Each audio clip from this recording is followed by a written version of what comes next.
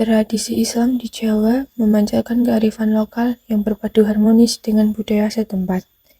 Melalui upacara adat, seni, dan ritual, nilai-nilai spiritual menyatu dalam kehidupan sehari-hari. Di bumi Jawa, Islam dan budaya lokal menyatu dalam tarian, musik, dan ritual.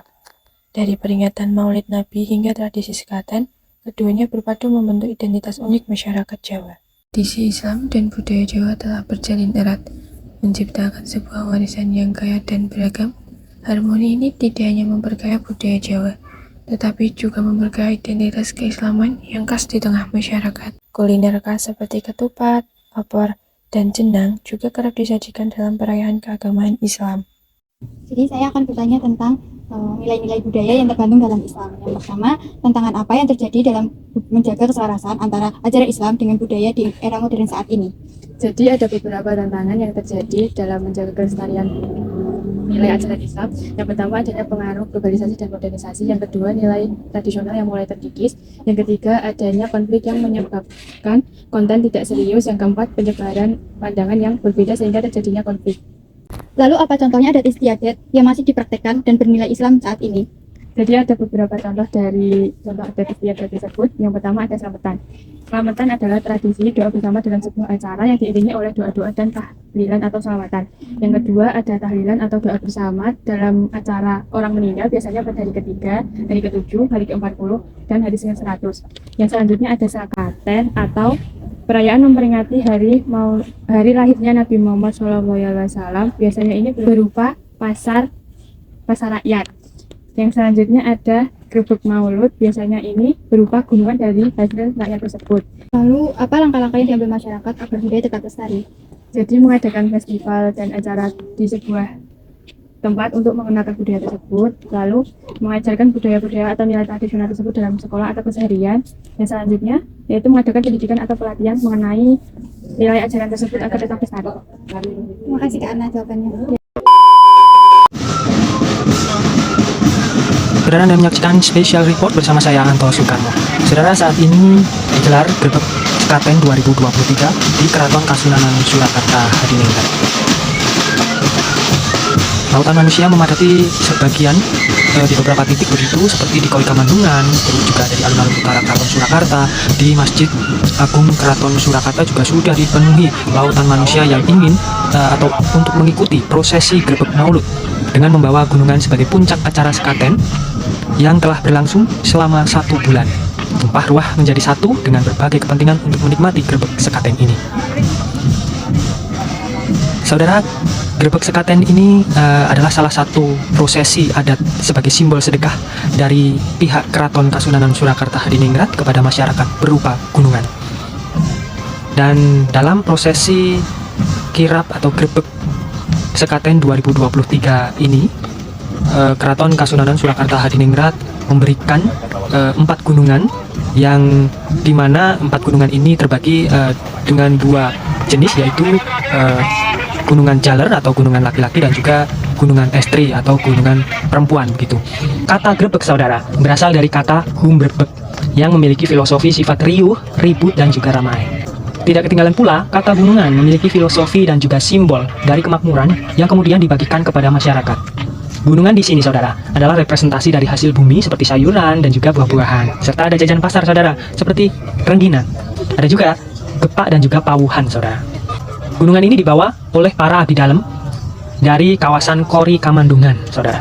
Prosesi kirap gunungan ini dimulai dari Kori Kamandungan, kemudian menuju ke kawasan Siti Hinggil, dan selanjutnya akan melewati alun-alun utara dan berlanjut lagi ke kawasan Masjid Agung Surakarta. Abdi dalam ini mempunyai tugas sebagai cucu englaku alias pasukan garda terdepan di setiap perhelatan upacara keraton. Memang, saudara, ada kepercayaan dari masyarakat bahwa barang siapa yang mendapatkan bagian dari apapun dari gunungan tersebut, dia akan mendapatkan berkah. Kegiatan ngerayah atau berebut menggambarkan sebuah filosofi bahwa manusia dalam kehidupannya harus berani melakukan persaingan dan permasalahan hidup harus dihadapi, bukan untuk dihindari. Selain prosesi ngerayah, terdapat pula ciri khas dari Grebek Sekaten ini, saudara, yaitu telur merah yang akrab disebut dengan endok abang, yang ditusuk dengan bambu dan dihiasi kertas sebagai bunga-bunga yang mempercantiknya. Saudara, sekaten merupakan salah satu upacara tradisional yang masih rutin dilaksanakan hingga saat ini. Pada mulanya, sekaten adalah kegiatan dakwah untuk menyebarkan agama Islam di tanah Jawa. Adapun tradisi ini biasanya digunakan atau dilakukan dengan menggunakan kesenian gamelan sebagai media untuk menarik perhatian dan minat orang-orang sekitar pada zaman itu. Rangkaian kegiatan sekaten ini, saudara, berlangsung selama 7 hari, yaitu mulai tanggal 5 Rabiul Awal hingga 12 Rabiul Awal, yang mana bertepatan dengan Maulid Nabi Muhammad SAW. Pada hari pertama, yakni pada tanggal 5 Rabiul Awal, kegiatan dimulai dengan mengeluarkan 2 gamelan dari dalam keraton yang telah didoakan serta diberi sesajen. Kemudian 2 gamelan itu dibawa menuju ke halaman masjid, melalui atau melewati alun-alun utara begitu, dan masing-masing ini diletakkan di bagian utara dan selatan dari Masjid Agung Surakarta. Pukul 4 sore, saudara, utusan keraton akan memerintahkan untuk membunyikan 2 gamelan tersebut. Gamelan kemudian secara rutin dibunyikan pada jam-jam tertentu selama perayaan sekaten berlangsung. Perayaan sekaten ini berakhir pada tanggal 12 Rabiul Awal, ditandai dengan dikeluarkannya gunungan. Masing-masing gunungan ini memiliki bentuk dan juga makna yang berbeda, saudara. Yang pertama adalah Gunungan Kakung. Gunungan Kakung berbentuk kerucut dengan sebagian puncak terdapat beberapa kue berbahan tepung beras disertai dengan serangkaian telur asin yang dipasang secara melingkar. Pada bagian tubuh dari Gunungan Kakung terdapat ratusan helai kacang panjang disertai dengan cabai merah besar. Gunungan Kakung, saudara, dikaitkan dengan lingga atau alat vital laki-laki yang memiliki makna berkaitan dengan unsur-unsur manusia. Pada Gunungan Kakung juga mempresentasikan unsur-unsur di dunia seperti bumi, langit, tumbuh-tumbuhan, hewan, dan manusia. Sementara itu Gunungan Putri atau Gunungan Estri, gunungan perempuan begitu, memiliki bentuk menyerupai payung yang terbuka. Pada bagian puncak dari Gunungan Putri terdapat kue besar bertumpuk lempengan warna hitam yang dikelilingi dengan kue-kue berbentuk daun. Pada bagian batang tubuh dari Gunungan Putri ini berisi kue ketan berbentuk bintang dan lingkaran yang disebut dengan renggina. Di tengahnya diberi kue dengan ukuran lebih kecil dan di sekelilingnya dihiasi dengan berbagai bentuk hiasan. Gunungan Putri, saudara, dikaitkan dengan yoni atau alat vital perempuan. Gunungan Putri sebagai lambang putri sejati yang harus memiliki tubuh dan pikiran yang bisa menjaga dan merawat keluarga. Upacara tradisional sekaten disertai dengan adanya gunungan merupakan warisan leluhur dengan makna mendalam yang bernilai tak terhingga. Oleh karena itu sangat penting untuk terus melestarikan tradisi tersebut dengan cara senantiasa berpartisipasi memeriahkan tradisi tersebut setiap tahunnya. Sementara itu, saudara, Ubo Rampe atau isian yang terdapat pada Gunungan Sekaten terdiri dari beberapa unsur dengan makna yang berbeda-beda. Di antaranya adalah Gunungan Kakung. Gunungan Kakung memiliki makna kesuburan dan proses penciptaan manusia. Di sisi lain ada Gunungan Putri, memiliki makna lambang dari kewajiban wanita untuk menjaga dan merawat keluarganya. Bendera merah putih yang terdapat pada puncak gunungan yang sebagai hiasan juga ini bermakna sifat dan semangat keberanian dan kesucian yang harus dimiliki setiap insan manusia. Kampuh yaitu kain merah putih yang terbentang di atas judang atau tempat makanan, bermakna pakaian atau busana yang rapi dan juga indah, dapat membuat seseorang dihormati. Entonto atau makanan keras yang terbuat dari tepung ketan dengan bentuk bulat yang digoreng melambangkan keteguhan hati yang harus dimiliki setiap orang. Dan saudara, ada juga telur asin. Ini memiliki makna pada bagian kuning ini melambangkan atau sebagai laki-laki, dan bagian putihnya ini sebagai perempuan yang bersatu hingga menjadikan suatu kehidupan yang baru. Nasi, saudara, melambangkan kemakmuran suatu kerajaan yang saat ini kita lihat adalah kerajaan keraton gitu ya, Keraton Kasunanan Surakarta. Bahan pelengkap berupa tahu, cabai, daun pisang, terong, wortel timun, kacang panjang, daging, dami atau batang padi, judang, sujen, peniti, jarum bunda, dan samir atau samir jene begitu yang bermakna lambang dari kesuburan bumi. Eter yang terbuat dari seng yang berbentuk jantung melambangkan semangat yang menyala. Ada juga bunga memiliki makna amalan yang baik, mampu memberi keharuman jati diri pada manusia. Uang logam, saudara, memiliki makna sarana memperoleh kebutuhan duniawi dan juga bermakna sebagai ujian hidup yang membawa keresahan. Sego uduk atau nasi gurih dengan kelengkapan daging ayam atau ingkung, kedelai hitam, dan pisang raja melambangkan kenikmatan hidup yang ditujukan pada nabi dan juga wali. Ada juga sego janganan atau nasi sayur melambangkan kehidupan yang tercukupi. Ada juga sego asahan memiliki makna untuk mensucikan lahir dan juga batin manusia. Buah-buahan dan jajan pasar bermakna sebagai penolakan bala. Sirih bermakna untuk menjaga agar awet muda. Pecut yang melambangkan sebagai alat untuk menghindarkan ternak dari mara bahaya. Itulah, saudara, macam-macam sesajen atau ubo rampe yang bisa ditemui di dalam upacara Gunungan Sekaten. Masing-masing bahan yang digunakan memuat makna khusus yang berkaitan dengan kehidupan manusia. Sejarah mencatat bahwa Islam mulai masuk ke Jawa pada abad ke-15 melalui para pedagang dan ulama dari Timur Tengah. Islam diterima secara damai oleh masyarakat Jawa dan mulai mempengaruhi berbagai aspek kehidupan mereka tanpa menghilangkan akar budaya lokal. Adat istiadat Jawa seperti tata krama dalam berbicara dan berinteraksi dipengaruhi oleh ajaran-ajaran Islam tentang sopan santun dan penghormatan kepada orang lain. Dalam kehidupan sehari-hari, nilai-nilai Islami terintegrasi dalam cara masyarakat Jawa berperilaku, baik dalam keluarga maupun komunitas. Dalam kehidupan sehari-hari, ajaran Islam dipraktikkan melalui berbagai adat dan kebiasaan lokal. Misalnya, menggunakan bahasa Jawa yang halus dalam berkomunikasi menunjukkan etika Islami tentang menghormati sesama.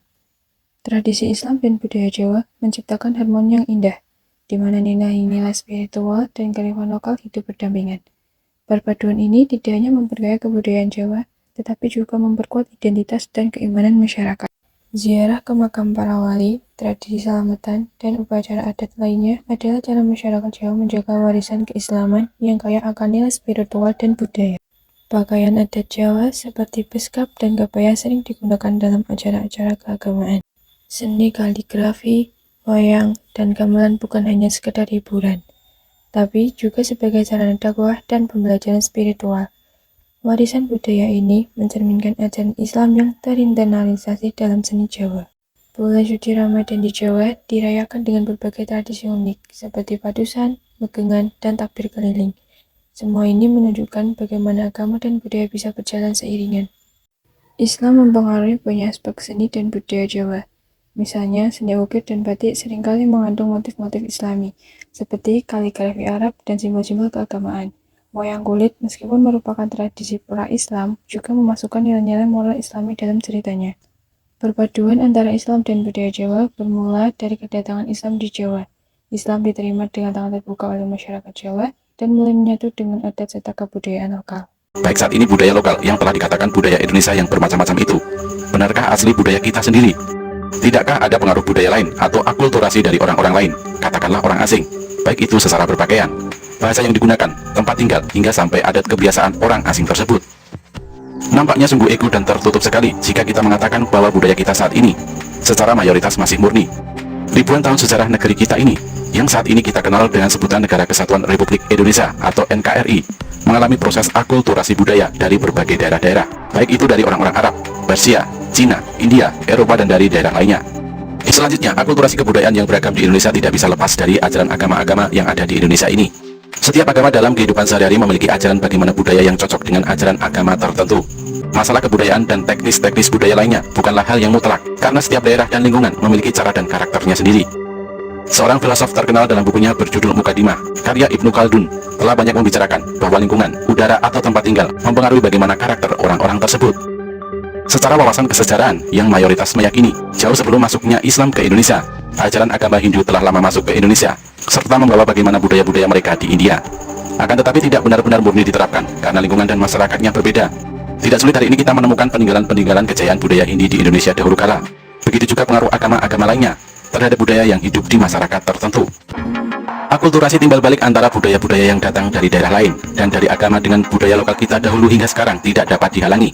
Apalagi jika kita tarik pada zaman kita saat ini, akulturasi budaya lebih cepat karena pengaruh teknologi informasi dan komunikasi yang canggih. Dahulu akulturasi baru dapat terjadi dengan masyarakat lokal kita dengan bangsa asing datang ke Indonesia membawa budayanya, dan masyarakat lokal membawa budaya asing dari luar. Akan tetapi saat ini, masyarakat kita tidak perlu pergi dan tidak perlu menunggu orang asing datang. Balik inilah yang menjadikan ajaran-ajaran agama dan budaya lokal dapat menyatu selama tidak ada nilai-nilai yang dilanggar, serta tidak memberikan efek buruk bagi masyarakat lokal kita. Dari manapun datangnya kebenaran dan kebaikan harus diterima, tidak pandang itu dari Arab, India, Cina, Persia, Yunani, Barat maupun dari negeri-negeri lainnya.